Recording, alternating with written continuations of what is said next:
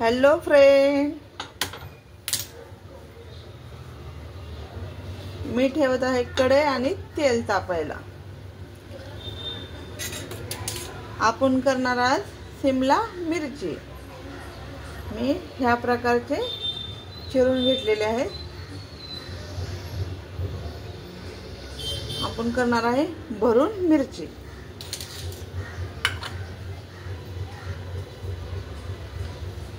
साहित्य लागणार शेंगाचा कूट घेतलेला आहे, गरम मसाला घेतलेला आहे, मीठ घेतलेला आहे, हळद घेतलेली आहे, धना पूड घेतलेली आहे थोडीशी। आता थोडंसं तिखट टाकायचं आहे आपल्याला।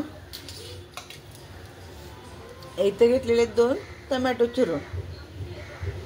तेल आपलं तापतंय।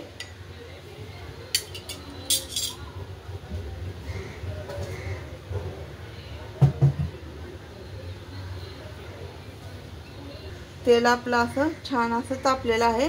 मी इथं काळा मसाला आणि लाल मिरची पावडर पण घेतलेली आहे। आपलं तेल छान असं तापलेलं आहे। आता आपण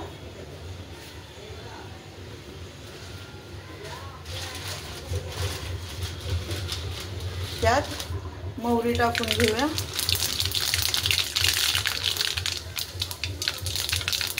ठेचलेलं लसूण टाकून घेऊया।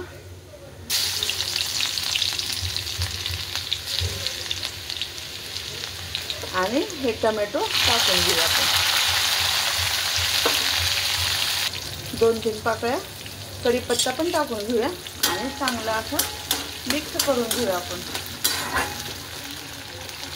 ह्यात आपण कोथिंबीर पण घेतलेली आहे। आता सगळं आपण एकजीव करून घेऊया आणि शिमला मिरची मध्ये भरून घेऊया आपण। आपला टोमॅटो छान असा तेलामध्ये परतून झालेला आहे। आता आपण एक एक करून शिमला मिरची भरून घेऊया आणि तेलात मध्ये सोडून घेऊया। ह्या प्रकारचे असे भरून मी एक एक सोडून घेते तेलामध्ये।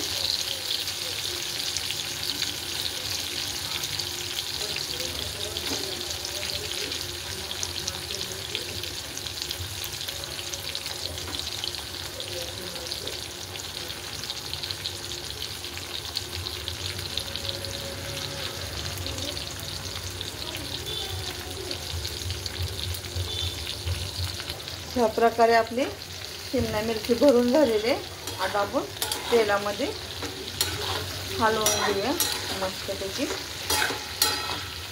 सगळ्या मिरच्या मी भरून केलेले आहे आणि मी राहिलेला शेंगाचा कूट हा पण टाकून घेऊया आपण त्यात।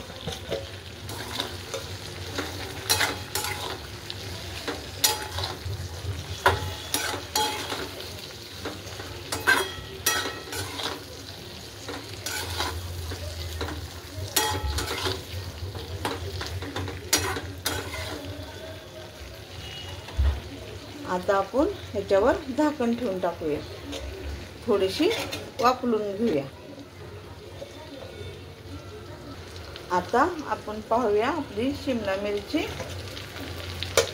लागते का खाली, नाही लागत।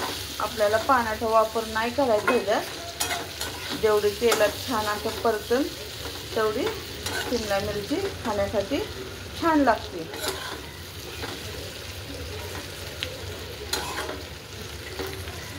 साधी आणि सोपी पद्धत आहे आपली।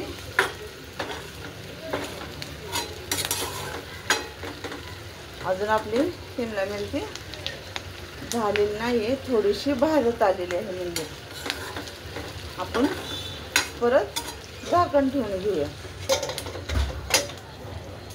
आपण अजून झाकण उघडून पाहूया।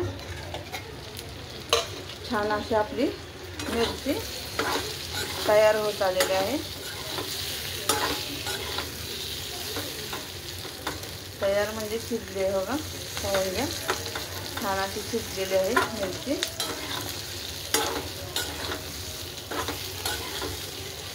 आता आपण त्यावर थोडीशीच कोथिंबीर टाकूया, कारण की आपण कोथिंबीर भरलेली आहे शेंगाच्या पोटामध्ये। खूप सारी पण कोथिंबीर छान नाही लागत, प्रमाणामध्ये असायला पाहिजे। पाहून घ्या, ढोबळी मिरची आपली शिजलेली आहे। तुम्हाला आपली ढोबळी मिरची काढून दाखवते.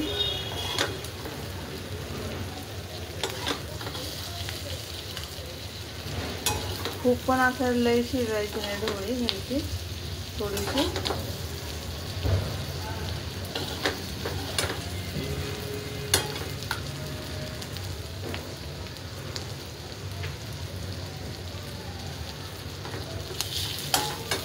आता मी हा गॅस बंद करून टाकते आणि आपली ढोबळी मिरची मी काढून घेतलेली पाहून घ्या. आवडली तर लाईक करा, शेअर करा, कमेंट करा.